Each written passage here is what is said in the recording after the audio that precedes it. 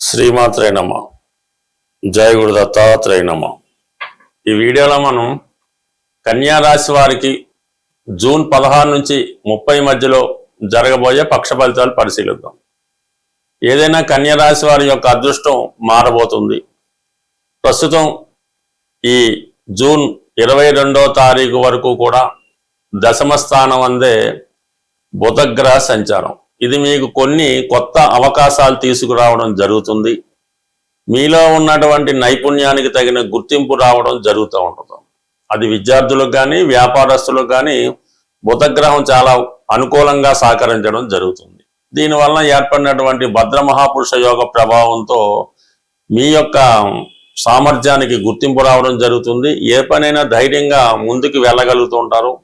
ఇతరులు మీ సహాయాన్ని కోరే ప్రయత్నంలో వారికి మీరు చక్కగా సహాయ సహకారాలు అందించడం జరుగుతుంది. దాంతో పాటుగా రవితో కలిసి సంచరించడం జరుగుతుంది. ఈ నెల 22 వరకు బుధుడు దశమ స్థానంలో ఏర్పడిన బుధాదిత్య యోగం, దశమ స్థానంలో దిగ్బలుడైనటువంటి రవిగ్రహం ప్రభావంతో ఈ బుధాదిత్య యోగం విద్యార్థులకు బాగా ఉపయోగపడుతుంది.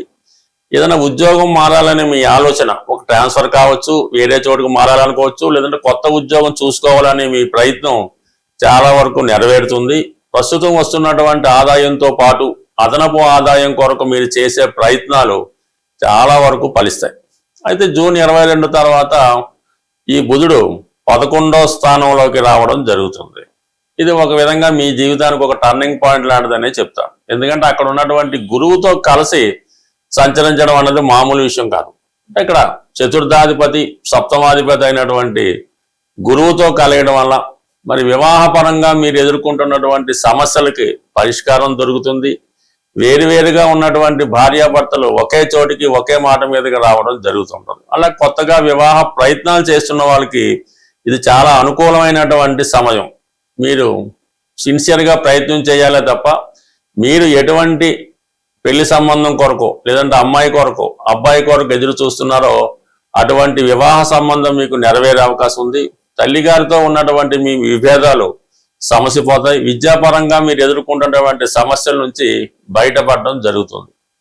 ఇవన్నీ ఒక ఎత్తు అయితే శుక్రగ్రహంతో కలిసి సంచరించడం, ఇది జీవితంలో మీరు ఏదైనా పిహెచ్డి లాంటి డిగ్రీ చేయాలన్నా ఉన్నత విద్య కొరకు వెళ్ళాలనుకున్నా అది చాలా అనుకూలంగా ఉంటుంది.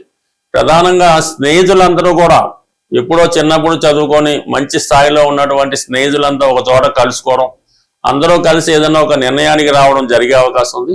అలాగే మీకు ఆర్థిక పరంగా కానీ విద్యాపరంగా కానీ ఏ విధమైన సహకారం కావాలన్నా కూడా చాలా వరకు మీ ఫ్రెండ్స్ ఎదురు చూడడం జరుగుతూ ఉంటుంది. అంటే ఎక్కువగా ఈ కన్యా రాశి వారికి బంధువుల కన్నా స్నేహితులు ఎక్కువ సహకారం చేస్తూ ఉంటారు. వీళ్ళకి ఏ అవసరం వచ్చినా ఎటువంటి ఆపద వచ్చినా ముందుగా వీళ్ళకి స్నేహితులే గుర్తొస్తారు.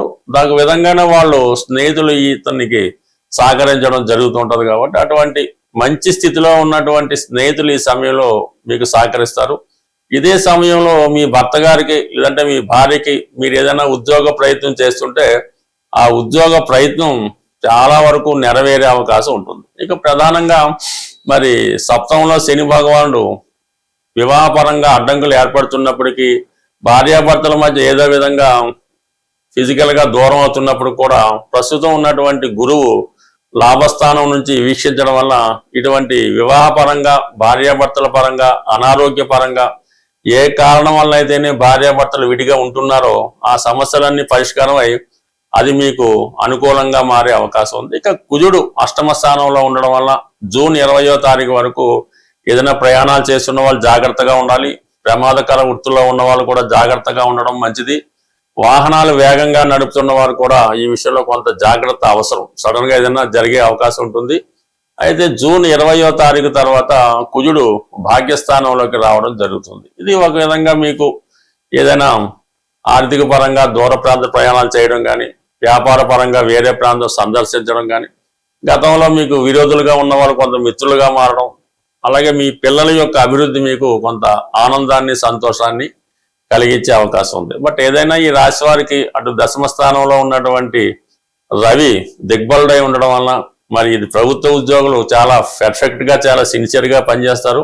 మీ కష్టానికి తగిన ఫలితం కాకుండా అదనపు ఫలితం, అంటే మీరు 10% కష్టపడితే 30% పైన లాభం వచ్చే అవకాశం ఉంటుంది. సో అలాగే చాలా గ్రహాలు మీకు ఈ పక్షంలో అనుకూలంగా ఉండడం, అలాగే మీరు వృత్తిపరంగా ఎదగాలనుకునే వాళ్ళకి ఇది చాలా బెస్ట్ టైము. చిన్న ప్రయత్నంతో గొప్ప ఫలితాన్ని మీరు ఈ సమయంలో సాధించబోతున్నారు. ఈ పక్షంలో చాలా మంది ఆర్థిక పరమైన సమస్యలు ఉన్నాయి, అప్పులు పెరిగిపోతున్నాయి, మరి బాధ్యతలు సక్రమంగా మేము చేయలేకపోతున్నామని చాలా మంది విచారం వ్యక్తం చేయడం జరిగింది. ఏదైనా ఆర్థిక పరమైన సమస్యలు ప్రతి ఒక్కరి జీవితంలో ఏదో సమయంలో రావడం జరుగుతూ ఉంటుంది. సో దానికి పరిష్కారం అంటే ఆర్థిక సమస్యలకి కుజుడే కారణం అవుతూ ఉంటాడు. కుజుడు, భూమి, అన్నదమ్ములు, భార్యాభర్తలు, స్నేహితులు, వీటి కారణంగానే చాలామంది అప్పుల పాలవుతూ ఉంటారు. సో వాటికి సరైన పరిష్కార మార్గం ఏంటంటే, మీరు ఆంజనేయ స్వామి విగ్రహాన్ని అంటే పూర్తిగా స్వచ్ఛమైనటువంటి కాపర్తో, రాగితో తయారు చేయాలి. ఏమాత్రం డొల్ల లేకుండా ప్యూర్గా ఉండాలన్నమాట, చాలా సాలిడ్గా ఉండాలి. సుమారు 6 అంగుళాల ఎత్తు, 6 అంగుళాల ఎత్తు అంటే మనకి ఉంటే సరిపోతుంది. నిల్చున్న విగ్రహమే ఉండాలి మీకు. కూర్చున్న విగ్రహం ఒకదానికి పనిచేస్తుంటుంది.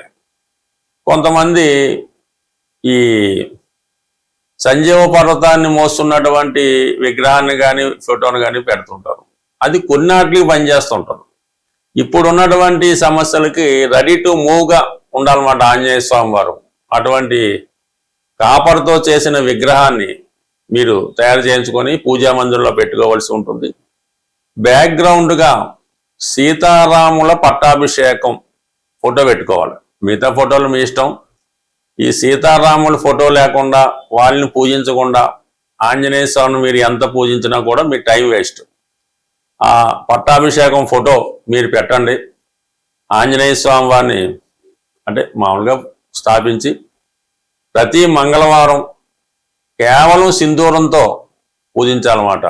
అది మీ యొక్క విగ్రహాన్ని దీన్ని బట్టి సింధూరంతో కొంతవరకు హనుమాన్ యొక్క అష్టోత్తరంతో ఏదో విధంగా ఆంజనేయ స్వామి వచ్చినా రాకపోయినా ఏదో విధంగా 108 సార్లు పూజించి, మరి రామరక్షా స్తోత్రం చాలా ఇంపార్టెంట్ అన్నమాట. జీవితంలో ఎటువంటి కష్టాలైనా దూరం చేస్తూ ఉంటుంది.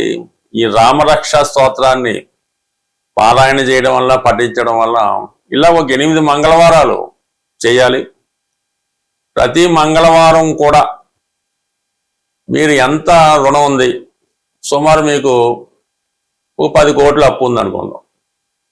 10 కోట్ల అప్పు ఉన్నప్పుడు 10 100 రూపాయల నోట్లు, 10 రూపాయల నోట్లు, 10 కాయిన్స్ మరి ఆంజనేయ స్వామి వారి పక్కన ఒక మట్టితో చేసినటువంటి హుండీ లాంటిది పెట్టి అందులో ఆ విధంగా ఆ సంఖ్య వచ్చేలాగా వేసుకోవాలి. 10 లక్షల అప్పు ఉంది, 10 రూపాయలు అందులో వేద్దాం. ఇలాగ మీరు ఒక 8 మంగళవారాలు ఆంజనేయ స్వామి వారిని పూజించుకోవడం వల్ల ఎంతో కొంత దాన్ని రెట్టింపు చేస్తూ వెళ్ళిపోవాలన్నమాట మీరు. అంటే అది మీరే ఎవరికి ఇవ్వక్కలేదు, హుండీలో కూడా వేయక్కలేదు. ఈ వారం మీరు 100 రూపాయలు వేశారు, నెక్స్ట్ వారం 200, ఆ నెక్స్ట్ 400, ఆ 800, అలాగే ఒక 8 వారాలు వీలైతే అప్పు తీరేదాకా కూడా ఆ విధంగా మీరు రెట్టింపు చేసుకుంటూ వెళ్ళిపోండి. అదే అవుతుంది, ఏం పర్వాలేదు. చివరికి ఒక ఫైన్ మార్నింగ్ మీ మొత్తం అప్పు తీరిపోయే అవకాశం ఉంటుంది. అది కొద్దిగా కష్టమైన, అంటే ముందులో ఈజీగా ఉంటుంది, తర్వాత ఆటోమేటిక్గా తీరిపోతుంటుంది. అయితే ఇందులో హుండీలో వేయడానికి మళ్ళీ మీరు కొత్త అప్పు చేయకూడదు, అది మీరు సంపాదించే ప్రయత్నమే చేయాలి. సపోజ్ ఈ వారం మనం 1 lakh వేయవలసి వచ్చింది, నెక్స్ట్ వీక్ 2 lakhs వేయాలి. సంపాదించే ప్రయత్నమే చేయండి, అంతే తప్ప మళ్ళీ దీన్ని అప్పు చేసి పెడితే మాత్రం ఇబ్బంది అవుద్ది. ఈ విధంగా అంటే మీ స్థాయిని బట్టి చేసుకోవడం వల్ల 100కి 100 రూపాయలు కొద్ది వారాల్లో ఈ రుణం అన్నది 100కి 100 రూపాయలు తీరిపోవడం జరుగుతుంది. దాని తర్వాత మీ యొక్క క్యాష్ బాక్స్లో కానీ, మీరు ఎక్కడైతే బీరువాలో బంగారు నగలు పెడతారో అందులో ఒక చిన్న ఎరుపు రంగు క్లాత్ కొత్తది లైనింగ్ లాంటి తీసుకొని అందులో మీ యొక్క ఒక పిడికెడు కందులు, శుభ్రమైన కందులు ఒక పిడికెడేసి చక్కగా మూట కట్టి, మరి ఆ మంగళవారం రోజు ఆ కుజహోర జరుగుతుండగా మీ యొక్క క్యాష్ బాక్స్లో ఈ కందుల మూట పెట్టడం వల్ల ఈ రెమెడీ మీకు బాగా చక్కగా పనిచేసి మీకున్నటువంటి రుణ సమస్యలకి ఒక పరిష్కారం అన్నది 100% దొరుకుతూ ఉంటుంది. ఇక దాని తర్వాత ఏంటంటే ఇది తీరిపోతూ కామన్గా ఎక్కువగా ఆర్థిక సమస్యలు తీరడానికి ప్రతి ఒక్కరు చేయవలసింది ఏంటంటే, మీకు ఏవైనా బలహీనతలు ఉంటాయి అంటే ఏ బలహీనత వల్ల మీరు రుణంలో పడ్డారో అది మీ మనసుకి తెలుస్తూ ఉంటుంది. వాటిని మీరు స్టాప్ చేయవలసి ఉంటుంది. అది పేకాట వల్ల, స్త్రీ వ్యసనం వల్ల, డ్రింకింగ్ వల్ల, అతి స్నేహం వల్ల, అక్కర్లేని బాధ్యతల వల్ల ఈ విధంగా కొన్ని జరుగుతూ ఉంటాయి. దాన్ని మీరు స్టాప్ చేయవలసి ఉంటుంది. కొద్ది కష్టమైనా సరే కంప్లీట్గా దాన్ని వదిలేయనమాట. అప్పుడు మాత్రమే మీరు ఆ రుణం నుంచి బయటపడతారు తప్ప మీకు ఉన్నటువంటి బలహీనత కంటిన్యూ చేసుకున్నంతకాలం మీరు ఆ రుణం నుంచి ఆ అప్పు నుంచి 100% బయటపడలేరు. కొంత కష్టమైన కొన్ని బలహీనతలను పక్కన పెట్టి ఆదిత్య హృదయం ప్రతిరోజు చదవడం మరి మీ యొక్క రుణ సమస్యలకి ఇది కంప్లీట్గా పరిష్కారం చెప్పే అవకాశం ఉంటుంది. స్వస్తి.